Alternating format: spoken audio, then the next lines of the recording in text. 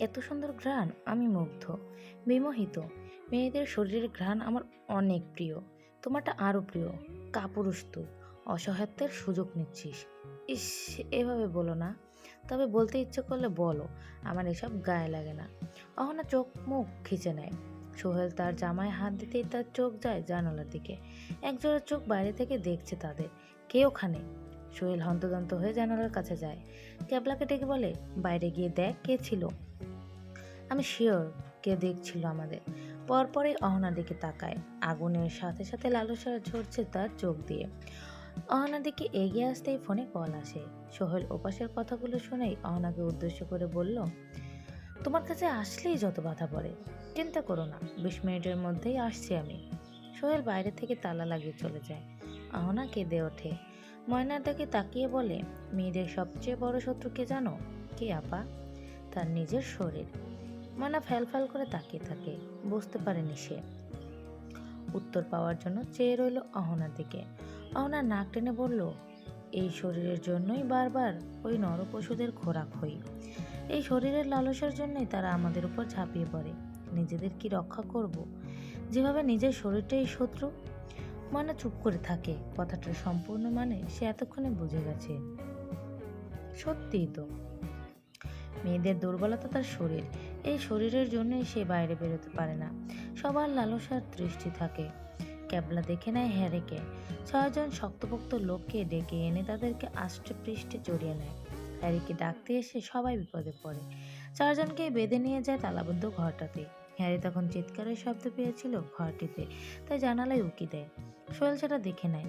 অহনাকে যেখানে রাখা হয়েছিল সেখানে নিয়ে যায়। সবাইকে একসাথে বাঁধে। অহনা আরও অবাক হয় বাকিদের দেখে। তোরা এখানে আসলি কিভাবে? রুমি বলল, তোকে খুঁজতে এসেছিলাম, কিন্তু এরা দেখে নাই। কেন করলি এটা? তোরা কেন আসতে গেলি? এরা সবাই বের হব কিভাবে? হ্যারি অভয় দেয়, সবাই মিলে ঠিক একটা ব্যবস্থা করে নেব। একটা না একটা উপায় বের হবেই। ময়না বলে ওঠে, পারবে না। এবার আমরা সবাই শেষ।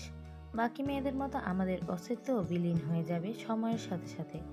এরা ভয়ে পড়ল, কি বলছো তুমি? আরও মেয়ে মানে? আমি ঠিকই বলছি। এসব তো চলছে আরও 30 বছর আগে থেকেই। আফতাব জহুরু মানে আমার শ্বশুর এই সব করছে। অহনা ময়নার দিকে তাকায়। পুরো ঘটনাটা আমাদের বলো। এমন কি হয়েছিল যার জন্য তোমাকেও ছাড় দেয়নি? শোনো তাহলে।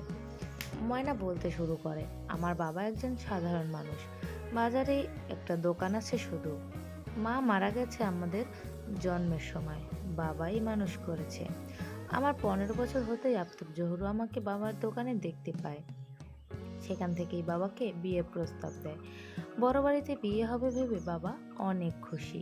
আমি দেখতে মন্দ ছিলাম না বলে সবাই পছন্দ করে। আমার বিয়ে হয় আফতাব জহুরুর মেজো ছেলের সাথে। দিন ভালোই যাচ্ছিল। একদিন আমার দেবর সোহেল বিনা অনুমতিতে আমাদের ঘরে প্রবেশ করে। আমার সাথে নোংরামি করার চেষ্টা করে। সেটা দেখে নেয় আমার স্বামী রাফিজ। সে তার ভাইকে থাপ্পড় দেয়। আমাকে রক্ষা করার জন্য তাদের দুই ভাইয়ের মধ্যে সংঘর্ষ হয়। রাফিজ আমাকে খুব ভালোবাসতো, কিন্তু গরিব বলে শাশুড়ি ননদের অত্যাচার সহ্য করেছি খুব। উঠতে বসতে খোঁটা দিত। এভাবেই চলছিল দিন। একদিন বাগানে ফুল তুলতে গিয়ে তারা বদ্ধ একটা ঘর দেখতে পাই। দরজাটা খুলে একজনকে বের হতে দেখে অবাক হই। দরজাটা বাইরে থেকে বন্ধ দেখা গেলেও আসলে এটা ভেতর থেকে বন্ধ করা। লোকটা বাইরে আসতেই আমি সুযোগ বুঝে ভেতরে ঢুকে যাই কি আছে দেখার জন্য। এখন মনে হচ্ছে আমি না গেলেই আমার জীবনটা সুন্দর থাকতো। 2টা ঘর পেরিয়ে অনেকগুলো মেয়ের গোঙানির শব্দ পেলাম। আমি উৎসুক হয়ে দেখতে গেলাম। দেখলাম রাফিজ বসে আছে একটা চেয়ারে আর মেয়েগুলো কাতরাচ্ছে। আমাদের দেখে সে এগিয়ে এলো। জিজ্ঞেস করলাম, এতগুলো মেয়ে এখানে কেন? আমি জিজ্ঞেস করতে করতেই ক্যাবলা নামক লোকটা এসেই ওকে বলল, মেয়েগুলোকে কেনার জন্য কাস্টমার এসে গেছে। আজ রাতেই নিতে আসবে। বাইরের দেশে পাচার করা হবে তাদের। রাফিজ লোকটাকে আকারে ইঙ্গিতে এসব বলতে না করলো, কিন্তু লোকটা বোঝেনি তাই সব বলে দিল। সোহেল চলে এলো সেখানে। আমাকে দেখে রেগে গিয়ে থাপ্পড় দিল। রাফিজও তার সাথে রেগে যায়। রাফিজ আমাকে নিয়ে ঘরে চলে আসে। আমাকে বোঝাতে থাকে বিভিন্নভাবে, কিন্তু আমি এমন অন্যায় দেখে চুপ থাকতে পারিনি। আমি আমার শাশুড়িকে সব বলি। ভেবেছি তিনি সাহায্য করবে, অথচ করেনি। জানো, উল্টো সোহেলকে ডেকে এনে তার দিকে ঠেলে দিল আমাকে। সোহেল আমাকে তার মায়ের সামনেই, এতটুকু বলতেই ময়না কেঁদে ওঠে। অহনা কিছু বলার ভাষা পাচ্ছে না। কিছু বলতে যাবে তখনই শব্দ এলো, ওকে কাঁদতে দাও, মনে শান্তি আসবে। অহনা খুশিতে গদগদ করে ওঠে, অস্ফুট স্বরে উচ্চারণ করে, মাতিম। অহনার মুখে হঠাৎ মাতিম শব্দ শুনে সবাই অবাক হয়ে যায়।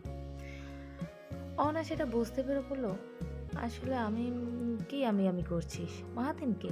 হ্যাঁ রে, জিজ্ঞেস করলো। কই, কেউ না তো। ময়নার কথা শুনে হঠাৎ নামটা মুখে আসলো। অহনার দিকে সবাই সন্দেহান চোখে তাকিয়ে আবার চোখ সরিয়ে নেয়। ময়নার দিকে তাকিয়ে দেখলো সে কাঁদছে। অভয় দিয়ে সবটা বলতে বলল হ্যারি। ময়না চোখ মুছে আবার যোগ করে, সোহেল আমাকে ধর্ষণ করে। আমার শাশুড়ি দাঁড়িয়ে দাঁড়িয়ে দেখছিল শুধু। রাফিজ ঘরে এসে আমাকে দেখতে না পেয়ে পুরো বাড়ি খোঁজে, এক পর্যায়ে খুঁজে পায়। সেদিন রাফিজ সোহেলকে মেরে ফেলার চেষ্টা করেছিল। আমাকে রাফিজ বলল এসব থেকে দূরে থাকতে। রাফিজ অনুতপ্ত ছিল। নারী পাচারকারী দলের সাথে সে পরিচিত ছিল না, শুধু মেয়েগুলোকে পাহারা দেওয়াই ওর কাজ ছিল। সোহেলের সাথে খারাপ আচরণ করায় রাফিজের খাবারের সাথে বিষ মিশিয়ে খুন করে থাকে। আমি আগে জানলে বাঁচিয়ে নিতাম তাকে। রাফিজ চলে যাওয়ার পর আমি একা হয়ে যাই। সেদিন বিকেলেই সোহেল আমার সাথে বাজে কাজ করে। নিজেকে বাঁচাতে অনেক চেষ্টা করি। সবশেষে সোহেল ফোন আসতেই সে বারান্দায় যায়। সেই সুযোগে আমি জানালা বেয়ে পালিয়ে এসেছি। নদীর পাড়ে আসতেই অহনা আপার সাথে দেখা হয়। অহনা বলল, তাহলে সবাই তোমায় মৃত বলছিল কেন? ময়না ঢোক গিলে বলতে শুরু করে, মর্গে থেকে একটা ডেড বডি এনে বলছিল ওটাই আমি। আমি মরে গিয়েছি গলায় দড়ি দিয়ে। মাহাতিম অহনার কানের কাছে এসে বলে, তুমি চাইলে সবাইকে এখান থেকে নিয়ে যেতে পারি।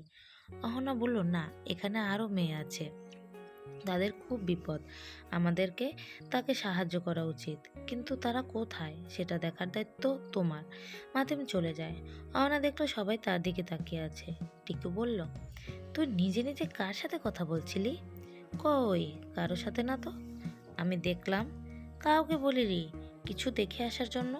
সবাই বলল, হ্যাঁ, এখানে থেকে আবার ভূতে ধরলো না তো। এর মাঝে সোহেল এসে পড়ে, সাথে এসেছে আফতাব জোহরও। এতজনকে একসাথে দেখে তার জিভ লক লক করে ওঠে। সোহেল সব খুলে বলল। আফতাব বলল, তাহলে আর সমস্যা নেই, আজ রাতের মধ্যে আরো দুটো মেয়ে জোগাড় করার কথা ছিল, এখন আর লাগবে না, ওদের দিয়েই হয়ে যাবে। আজ রাতেই আসছে তারা, তৈরি রাখিস এদের। এ বলে আফতাব চলে গেল। সোহেল আহনাকে বলল, তোমাকে আমার লাগবেই, তোমাকে ভোগ করে তারপরেই পাচার করব। আগে আমি মজা নেব, তারপর টাকা পাবো। বিষয়টা দারুণ না? আহনা কিছু বলার আগে তার মুখে রুমাল পেঁচিয়ে দেয়। সবার মুখে একে একে রুমাল বেঁধে দেয়। সোহেল কোমরে এক হাত রেখে বলে, তোমাদের কিচিরমিচির আর ভালো লাগছে না, একটু চুপ থাকো। মাহাতিম অহনার কাঁধে হাত রাখে, ভরসা দেয়, একটু অপেক্ষা করো, আমি সবাইকে উদ্ধার করব। ভরসার হাত পেয়ে অহনা দমে যায়। সোহেল তার দিকে যেতেই আফতাব ডেকে ওঠে। সোহেল বিরক্তিতে দেয়ালের সাথে হাত দিয়ে আঘাত করে, শালার বাপ শান্তি দিল না, যখনই একটু শান্তি নিতে আসি তখনই কল করবে, না হয় ডেকে নেবে। বহুত জ্বালাচ্ছে, ইচ্ছে করছে গলাটা কেটে দিয়ে। সোহেল চলে যায়। মাহাতিম অহনাকে বলল, প্রায় 100টা মেয়ে বন্দি আছে। অহনা মাহাতিমের দিকে তাকায়, আমরা কিভাবে ওদের উদ্ধার করব? তুমি কিছু করলে তো সবাই দেখে যাবে, ভাবতে হবে। মাহাতিম ভাবে, পরক্ষণে বললে, চিন্তা করো না, সারা জীবন গোয়েন্দা হয়ে কাটিয়েছি, এখন এই সামান্য বিষয়টা আমি সামলাতে পারবো। গোয়েন্দা হয়ে কাটিয়েছো মানে? আমার কথার উত্তর না দিয়ে মাহাতিম চলে যায়। সোহেল আর আফতাবের কথোপকথন শোনে, বুঝতে পারে রাতে মেয়েগুলোকে পাচার করা হবে। কিন্তু অহনাকে কষ্ট দেওয়ার কারণে মাহাতিমের চোখ দুটো রক্তিম হয়ে আছে। সোহেল আর তার বাবার সামনে যায়। সোহেলের হাত দিয়ে আফতাবকে থাপ্পড় মারে। আফতাব রেগে গিয়ে ছেলের কলার চেপে ধরে। সোহেল বলছিল, সে ইচ্ছে করে দেয়নি, কিভাবে হলো বুঝতে পারেনি। তবুও আফতাব কয়েক ঘা বসিয়ে দেয়। হনহন করে বেরিয়ে পড়ে আফতাব। সোহেল ভ্যাবলার মতো বসে থাকে। তখনই পেছন থেকে ধাক্কা দেয় মাহাতিম। সোহেল পড়ে গিয়ে ধমক দিয়ে ওঠে, কে এখানে? বেরিয়ে আয় বলছি। আরও কিছু অশ্রাব্য গালিও দেয়। মাহাতিম তাকে দেয়ালের সাথে ছুঁড়ে মারে। মাথা ফেটে রক্ত বের হয়। সোহেল গালিগালাজ করছে কিন্তু কোনো সাড়া পাচ্ছে না। মাহাতিম পুনরায় তাকে ধাক্কা দেয়। সোহেল হুমড়ি খেয়ে দরজার সাথে পড়ে যায়। কোনো রকমে বেরিয়ে যায় ঘর থেকে। রাত হতেই 5টা মালবাহী ট্রাক এসে হাজির হয় সেই গোপন দরজার কাছে। একে একে সবগুলো মেয়েকে আনা হয়, ট্রাকে তোলা হয় তাদের। সোহেল অহনার কাছে এসে বলল, কোনো ব্যাপার না, যাওয়ার পথে তোমার সাথে রোম্যান্স হবে। এখানে তো সুযোগই পেলাম না। গা ঘিন ঘিন করে ওঠে অহনার। মাহাতিম তেরে আসতেই অহনা তাকে থামিয়ে দেয়। বলল, বুদ্ধি দিয়ে কাজ করা উত্তম, ওদেরকে ওদের স্টাইলেই শাস্তি দিতে হবে। সোহেল হেসে ওঠে। কার সাথে কথা বলছো গো? মাথাটা গেছে মনে হয়। রুমি, ইরা, টিকু, হ্যারিও চিন্তায় পড়ে গেছে। আজকাল কেন অহনা নিজে নিজে কথা বলে। সোহেল অহনার চুলে ফু দিয়ে চলে যায়। মেয়েদেরকে জোর করে ট্রাকে তুলতে থাকে। অহনাকেও তোলা হয় একটি ট্রাকে। মাহাতিম কিছু করছে না দেখে অবাক হয় অহনা। মাহাতিম চুপ করে এক জায়গায় দাঁড়িয়ে আছে। ট্রাকের ডালা বন্ধ করে দেওয়া হয়, আর কিছুই দেখতে পায় না অহনা। এভাবে মাহাতিমকে কিছু না করে দাঁড়িয়ে থাকতে দেখে চোখ মুখ লাল হয়ে আছে তার। কিছুক্ষণের মধ্যেই ট্র্যাক চলতে শুরু করবে, কিন্তু মাহাতিম এখনো দাঁড়িয়ে আছে। সকলের মধ্যেই আহাজারি। মেয়েগুলো কেঁদে মরছে, অথচ আওয়াজ নেই, মুখ বাঁধা তাদের। ট্রাক ছাড়ার পজিশন নিতেই অহনা ভয়ে কেঁপে ওঠে। মাহাতিমকে ডাকতে থাকে। যখন সব আশা ছেড়ে দিল অহনা, তখন বাইরে থেকে শব্দ পায় গুলির। কান পেতে শোনার চেষ্টা করে। আনন্দে নেচে ওঠে সে। পুলিশ ট্রাকগুলোকে ঘিরে ধরেছে। কিছুক্ষণের মধ্যে সবাইকে উদ্ধার করে। অহনা দেখলো মাহাতিম এখনো আগের জায়গায় দাঁড়িয়ে আছে। বুঝতে বাকি রইল না, সে জানিয়েছে পুলিশকে। ইন্সপেক্টর রেজু সেন সবাইকে উদ্দেশ্য করে বললেন, এখানে অহনাকে। অহনা এগিয়ে আসে। ইন্সপেক্টর বলল, আরে আপনি সেই মেয়ে না যাকে কিছুদিন আগে উদ্ধার করেছিলাম? আপনি কিভাবে এখানে আটকা পড়লেন? আমার বোনকে খুঁজতে এসে। যাই হোক, আপনি অনেক সাহসী। আপনার জন্য আজ এই অপরাধীরা ধরা পড়ল। তা কবে থেকে এই গ্যাংটাকে খুঁজছিলাম, বুঝতেই পারিনি আমাদের নাকের ডগায় ছিল। আমি মানে বুঝতে পারছি না। আপনিই তো আমাদের কল করে বললেন আসতে। অহনার মাহাতিমের দিকে তাকায় এক নজর, তারপর বলল, জি আমি। আপনার হাজবেন্ড কেমন আছেন? ইন্সপেক্টরের কথা শুনে সবার চোখ ছানা বড়া। হ্যারি এগিয়ে এসে বলল, ওর এখনো বিয়ে হয়নি। কি বলছেন আপনি? কিছুদিন আগেই ওনার সাথে আমার দেখা হলো, আজ আবার হলো। এই থানায় কালকেই বদলি হয়েছি আমি। অহনার হ্যারিকে বলল, সবাইকে নিয়ে তুই যা, আমার কিছু কথা আছে ইন্সপেক্টরের সাথে। আমি কথা বলেই আসছি। হ্যারি যেতে না চাইলেও অহনা তাকে জোর করে পাঠিয়ে দেয়। তারপর ইন্সপেক্টরকে বলে, আসলে আমি কাউকে না জানিয়ে বিয়ে করেছি, তাই এরা জানে না। কি বলেন? পুলিশকে বোকা বানাচ্ছেন না তো আবার? সবাই জানে, শুধু বন্ধুরা ছাড়া। আপনিও জানলেন এখন। আমি তাহলে আসি। ইন্সপেক্টর গাড়িতে গিয়ে একজন কনস্টেবলকে বলল, মেয়েটাকে সন্দেহ হয়, ওর পুরো ডিটেলস চাই আমার, কালকের মধ্যেই। জি স্যার। অহনা মাহাতিমের কাছে যায়। কি হলো, বাড়ি যাবে না? অবশেষে ধরা পড়ল তারা, যাদের বহুকাল আগেও ধরতে পারিনি আমি। বহুকাল আগে মানে? কি বলছো, তুমি কি এদের চিনতে? মাহাতিম কিছু বলল না, উত্তর দিতে সে অনিচ্ছুক। অহনার হাত ধরে তাকে বাড়ি নিয়ে গেল। ক্লান্ত থাকার দরুন সবাই ঘুমিয়ে পড়ে। অহনা এপাশ ওপাশ করে, ঘুম আসছে না তার। হাজারটা প্রশ্ন মনে। উঠে পড়ে বিছানা থেকে, দরজা খুলে বাইরে বের হয়। মাহাতিম তার কাঁধে হাত রাখে। যাচ্ছ কোথাও? অহনা চুপ করে থাকে। মাহাতিম পুনরায় প্রশ্ন করে, বের হলে কেন? অহনা কিছু না বলে হাঁটা ধরল। কিছুক্ষণ পরেই মুখ খুলে ভাবছি তোমার মতো কথা কম বলবো।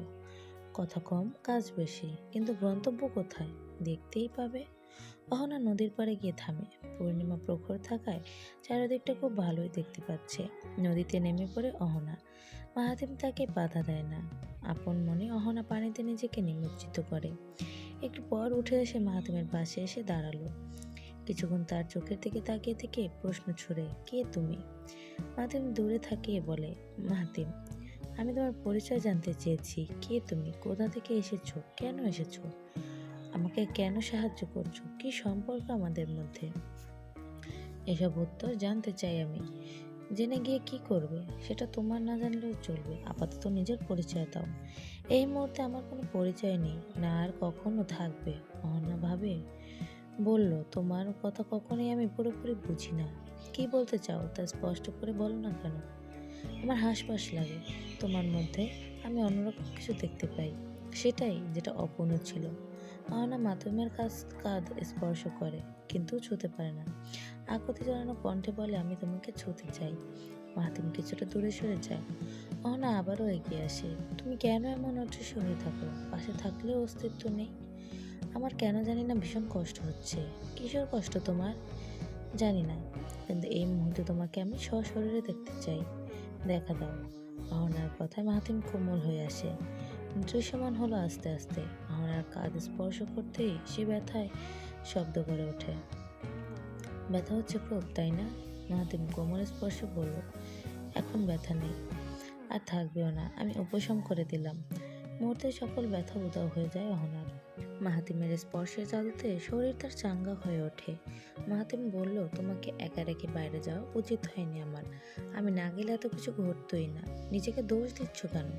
দোষী আমি রেগে গিয়ে বের করে দিয়েছি। মাহাতিম আকাশের দিকে তাকিয়ে বলল, জীবনটা আর একটু দীর্ঘ হলে কি হতো? আহনা বুঝতে পারে না তার কথা। তোমার জীবনটা আছে কিনা সেটাও জানি না আমি। তুমি কি আদৌ মানুষ নাকি অদৃশ্য কিছু? আমি বুঝতে পারি না। অহনা মাহাতিমের চোখের দিকে তাকিয়ে থাকে। লোকটাকে তার খুব চেনা মনে হয়, তবুও মনে করতে পারছে না। মনে হচ্ছে এই চোখের দিকে সে আগেও তাকিয়েছিল। অনেক কথা জমা রয়েছে এই চোখে। অহনা বলল, তুমি কেন সবসময় অদৃশ্য থাকো? কেন লোকের সম্মুখে আসো না? তোমার কি কারোর সাথে কথা বলতে ভালো লাগে না? যতবার আমি দৃশ্যমান হব ততবার আমার শক্তি একটু একটু করে শেষ হয়ে যাবে। দুটো কাজের জন্য আমি এসেছি, সেগুলো শেষ না হতেই শক্তি শেষ হয়ে গেলে দুর্ভোগ নেমে আসবে। কখনো প্রশ্ন করে, কোন দুটো কাজ? কেন দুর্ভোগ নেমে আসবে? খুব শীঘ্রই জানতে পারবে। হঠাৎ বাতাস বইতে শুরু করে। ভিজে থাকার কারণে অহনার শরীর শীত করে। আস্তে আস্তে তা আরও জোরালো হয়। শীতে দাঁতে দাঁত চেপে আছে অহনা। অহনা মাহাতিমের দিকে তাকিয়ে দেখলো সে এক মনে নদীর পানির দিকে তাকিয়ে আছে। রাগে ফুঁসে উঠে বলল, কখনো কি বাংলা সিনেমা দেখেছো? মাহাতিম অবাক হয়ে বলে, না, আমি পছন্দ করতাম না। পছন্দ করতে না মানে?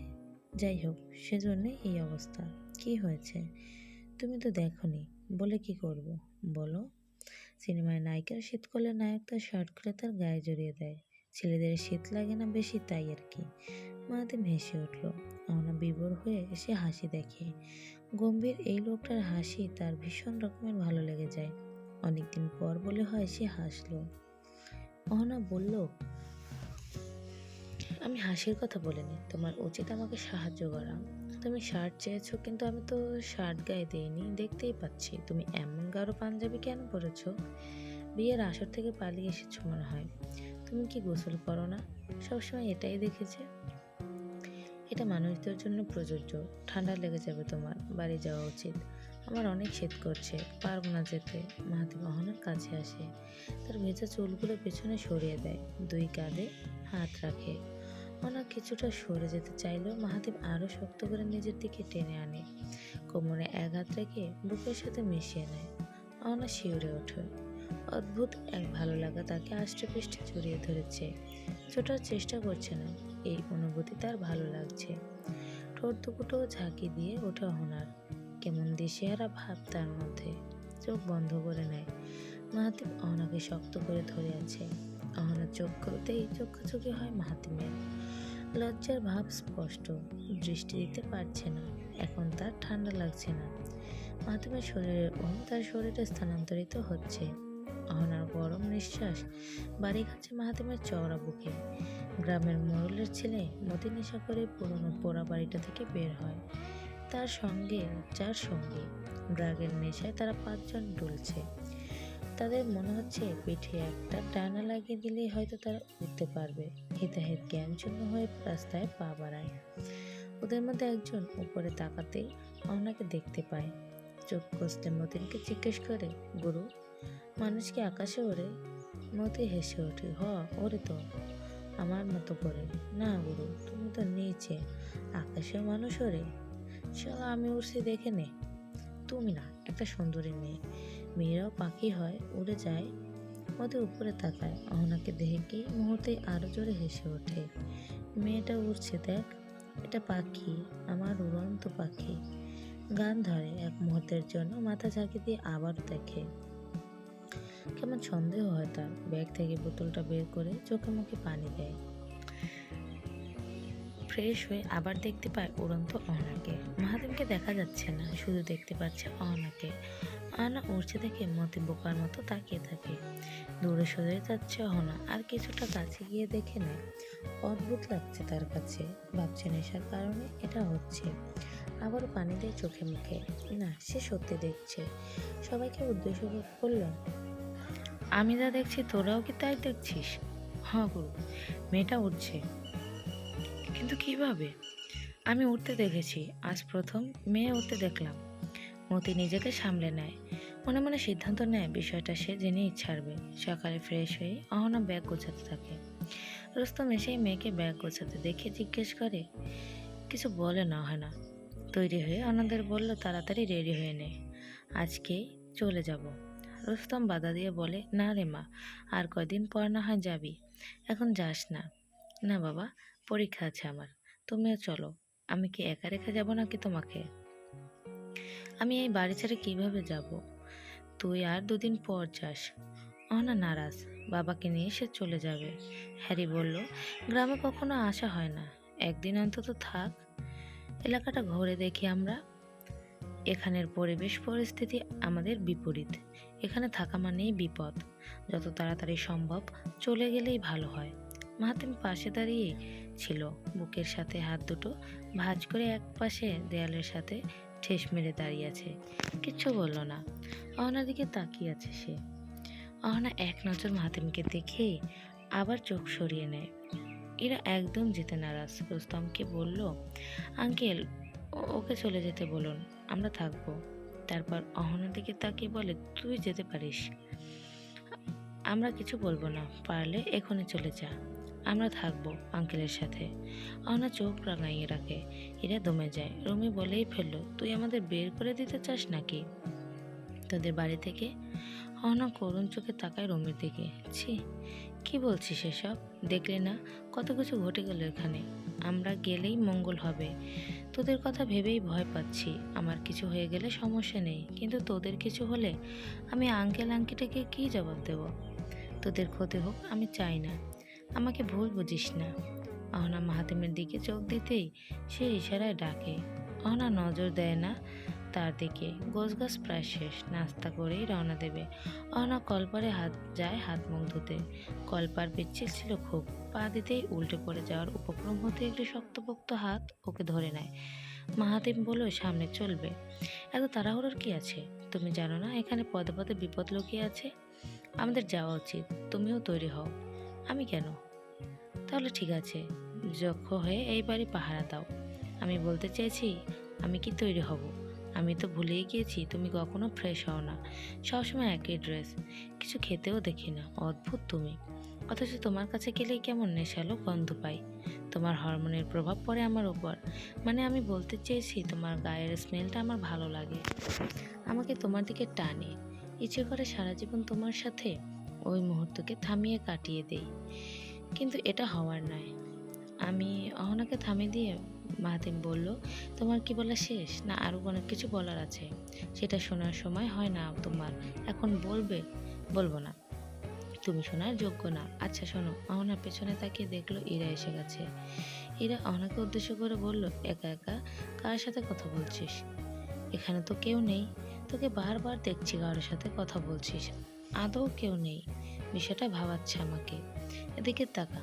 অহনা হাত দিয়ে দেখিয়ে দিল একটা বিড়ালকে, বলল, এই বিড়ালটার সাথে কথা বলছিলাম। গম্ভীর থাকে সবসময়, ইচ্ছে করে তার গলা টিপে দেই। উফ, তোর যা ইচ্ছে কর, আমি যাচ্ছি। এরা চলে যেতেই মাহাতিম বলল, আমাকে কি তোমার বিড়াল মনে হয়? ইস, তার মানে বুঝে গেছো এটা তুমি? আমি কিন্তু বলিনি একবারও, নিজেকেই নিজে বিড়াল বললে। তুমি একটু বেশি বোঝো, কারণ আমার ব্রেন ভালো। একদম না। প্রমাণ চাই নাকি তোমার? হ্যাঁ চাই। আমার জানা মতে তোমার ঘটে বুদ্ধি নেই, কি প্রমাণ দিতে হবে? বুদ্ধিমান হলে এখান থেকে যেতে না, আর কয়টা দিন থেকে যেতে। বুদ্ধি নেই বলেই চলে যেতে চাইছো, এটা কেমন কথা হলো? যা বলেছি ঠিক বলছি। দেখো আহি, তোমার মা চলে গেছে বেশি দিন হয়নি, কিন্তু এখন পৃথিবীভূমি ছেড়ে চলে গেলে লোকে কথা শোনাবে। তুমি জানো না লোকের কথা কতটা বিষাক্ত হয়। এখানে থাকাটা উত্তম হবে। অহনা চমকে ওঠে। আহি? আহি কে? তুমি কি আমাকে আহি বলে ডাকলে নাকি? মাহাতিম আমতা আমতা করে বলে, আসলে তোমার নামটা ছোট করে নিয়েছি, অহনা থেকে আহি। ও ঠিক আছে, আমি যাব না, কিছুদিন থেকেই যাই আরো। খুশিতে এবার তুমি বুদ্ধিমানের মতো কাজ করলে। এদিকে আসো, আমি কেমন বুদ্ধিমান তোমাকে দেখাবো। মাতিম চলে যায় আর এক মুহূর্তও দেরি করে না। অহনা হেসে ওঠে। ঘরে গিয়ে সবাইকে একবার গম্ভীর মুখে পর্যবেক্ষণ করে নেয় অহনা। মুখে হাসি নেই কারো, চলে যাবে ভেবে কষ্ট পাচ্ছে। অহনা খাটের উপর পা ছড়িয়ে বসে বলল, বৃষ্টি আসবে আজকে। টিকু বলল, হ্যাঁ, সেই বৃষ্টিতে মাছ পড়বে প্রচুর, সেটা তুই ধরবি আর গালে ফুরবি। আমরা যাচ্ছি না কোথাও। অহনার কথায় সবাই সচকিত হয়ে ওঠে। রুমি আয়েসে ভঙ্গিতে বলে, কি বললি এখন? আমরা যাচ্ছি না ফিরে? কানে ইয়ারফোন নেই, তাও শুনতে কষ্ট হচ্ছে নাকি তোর? একথা দুইবার বলবো না। রুমি মন খারাপ করে নিতেই অহনা তার কাছে এসে হেসে বলল, চলো এবার পার্টি করি, অনেক মজা হবে। অহনার ভিন্ন রূপ দেখে সবাই আনন্দিত হয়ে ওঠে। আজকাল তাকে একটু বেশি গম্ভীর বা হাসি খুশি মনে হয়, আগে তেমন ছিল না। সবাই মিলে বের হয় গ্রাম ঘুরে দেখতে। অহনা সবার থেকে আলাদা হাঁটছে। পেছনে হ্যারি, টিকু, রুমি এরা অনেক এক্সাইটেড। মাঝে মাঝে অহনাকে বলছে, কিন্তু তার কর্ণপাত নেই। একে তো গ্রাম তার আগের পরিচিত, অন্যদিকে মাহাতিমের সাথে পা মিলিয়ে হাঁটছে সে। হাঁটার সময় অহনার মনে হলো কেউ তার পিছু নিয়েছে। পেছন ফিরে দেখলো কেউ নেই। মাহাতিম তার পাশেই হাঁটছে। বলল, কি হলো? অহনা নিজেকে ঠিক রেখে বলল, কিচ্ছু না। আবারও অহনার মনে হলো কেউ পেছনে। গ্রামের সরু রাস্তা দিয়ে হাঁটছে, বাঁশঝাড় অগণিত, কেউ থাকলেও তাকে দেখা যাবে না। অহনা বারবার পেছনে দেখছে। এক পর্যায়ে মাহাতিমকে বলল, তুমি কি পেছনে কাউকে দেখতে পাচ্ছ? মাহাতিম পেছনটা ভালো করে চোখ বুলিয়ে বলল, না তো, কাউকে দেখতে পাচ্ছি না। ও, ইরা অহনার সামনে থাকায় ওর কথা সব শুনতে পায়। একা একা কার সাথে কথা বলতে দেখে ইরা আরো ঘাবড়ে যায়। ভাবে হয়তো জিনে আছর করেছে অহনাকে। না হয় এতবার একা একা কথা বলে কেন? অহনা আবারও বিরক্ত হয়। কেউ তার পিছু নিয়েছে, সেটা বেশ ভালো বুঝতে পেরেছে।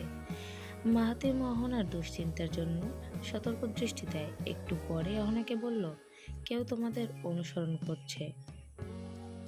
অহনা ভ্রু কুঁচকে ফেলে। কেউ কেন অনুসরণ করবে? আমার জানা নেই, খুব শীঘ্রই সে সামনে আসবে। কে সে? বন্ধুরা, আমাদের এই গল্পটি যদি ভালো লেগে থাকে, লাইক, কমেন্ট, শেয়ার ও সাবস্ক্রাইব করে আমাদের পাশেই থাকবেন। এই গল্পের পরবর্তী পর্ব চাইলে অবশ্যই কমেন্টে জানাবেন। ততক্ষণ পর্যন্ত সবাই ভালো থাকবেন। আসসালামু আলাইকুম।